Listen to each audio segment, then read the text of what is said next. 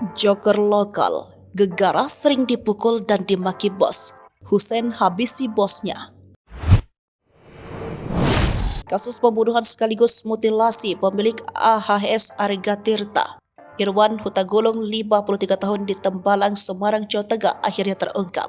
Pelaku diketahui bernama Muhammad Hussein 28 tahun, anak buah korban yang bekerja di kios air minum isi ulang. Dalam konferensi pers yang digelar jajaran Polrestabes Semarang pada Rabu 10 Mei 2023, Hussein diberikan kesempatan untuk menjawab seluruh pertanyaan dari wartawan, mulai dari kronologi hingga motivasi penghilangan nyawa keji tersebut. Dalam wawancara tersebut terungkap sejumlah fakta mengejutkan, terlebih mengenai alasan Hussein dengan sadis menghabisi nyawa bosnya. Hussein mengaku dendam karena kerap dimarahi dan dipukul korban. Kepada wartawan, Hussein mengaku tidak menyesal membunuh korban, sebab ia memiliki dendam kesumat terhadap korban.